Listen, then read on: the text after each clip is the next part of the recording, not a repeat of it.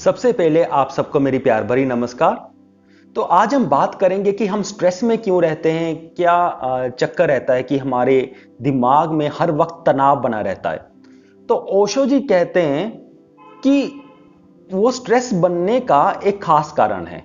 वो कारण क्या है कि जो हमारा मन है उसको सभी कुछ कंप्लीट कंप्लीट पसंद है, यानी कि पूरा, यानी कि उनको कुछ आधा पसंद नहीं है। हमारे मन को हर चीज पूरी पसंद है।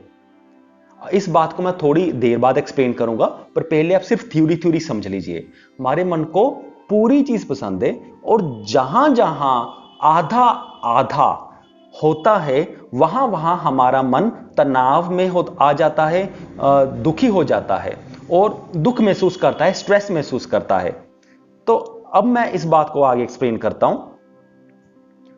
जैसे कि बहुत सारे पल हमारी लाइफ में ऐसे आए होंगे कि हमें बहुत गुस्सा आया होगा, हमें बहुत ही गुस्सा आया, उस गुस्से को बाहर निकालना चाहते थे पर निकाल नहीं पाए क्योंकि मजबूरी ही ऐसी थी। फॉर एग्जाम्पल, अगर आप किसी ऑफिस में काम कर रहे हो और आपके बॉस ने आपको बिना वजह से कुछ कह दिया और आपको उस बात का बहुत बुरा लगा, तो अब आप क्या चाहते थे? अब आप चाहते थे कि आप उस बॉस को गालियां निकालो, गुस्सा करके दिखाओ, पर आप कर नहीं पाए क्योंकि ये आपका बॉस था। अगर आप कुछ कहते तो ये बॉस आपको जॉब से ही निकाल देते।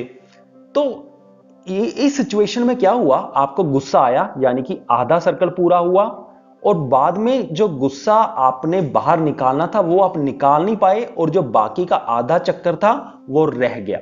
तो इसका मतलब क्या हुआ? जब वो आधा रह गया तो हमारे जो माइंड को वो आधी चीजें पसंद नहीं है, तो इसीलिए फिर वो आधा गुस्सा जो आपके शरीर में दबा हुआ है, आपके मन में दबा हुआ है, वो टेंशन क्रिएट करने लग गया, वो स्ट्रेस क्रिएट करने लग गया। तो ऐसा होता है। तो बहुत बार ऐसा होता है, जैसे कि अगर हम कहीं कुछ लोगों में बैठे हैं, 20-25 लोगों में बैठे हैं और आपको किसी बात पर रोना आ गया, आप रोना चाहते हैं पर आप रो नहीं पाए क्योंकि अगर आप उस वक्त रो देते तो आपको ऐसा महसूस होता कि बाकी सारे आपको कमजोर समझेंगे, यानी कि ये सारे कहेंगे कि ये बंदा मानसिक तौर पर बहुत कमजोर है और आप खुल के रो नहीं पाए। और फिर कुछ ऐसी बात हुई, आप वहां पर भी एक ग्रुप में बैठे थे, पब्लिक में बैठे थे, कि आपको एकदम से हंसी आ गई। आपने क्या किया? उस हंसी को दबा दिया, क्योंकि आप उस वक्त अगर हंस देते तो सभी को ऐसा लगना था कि ये बंदा तो बेवकूफ है, ये तो ऐसी हंस रहा है, देख ही नहीं रहा कि कितने सारे लोग बैठे हैं। तो उस वक्त आपने हंसी दबा ली, तो वहां पर भी आधा सर्कल था जब आपको हंसी अंदर से आ रही थी, और जो बाकी का आधा सर्कल आपने पूरा नहीं किया, आपको समाज की वजह से, पब्लिक की वजह से वो हंसी दबानी पड़ी। और हमारे मन को फिर ऐसी आधी बात पसंद नहीं है और इससे भी हमारे अंदर एक स्ट्रेस पैदा होने लग जाता है, ऐसा ओशो जी कहते हैं। तो ओशो जी यहां पर बहुत ही ब्यूटीफुल एग्जांपल देते हैं, थोड़ी सी फनी एग्जांपल भी है। अगर सपोज करो, अगर आप कहीं खड़े हो और आपके सामने एक गोरिल्ला है, आपके पास चौक है, आपने चौक से आधा सर्कल बना दिया और चौक वहीं पर छोड़ दिया, तो ओशो जी कहते हैं कि अगर गोरिल्ला ने ऐसा देख लिया तो वो वही चौक उठाएगा और उस सर्कल को उठा करके पूरा कर देगा।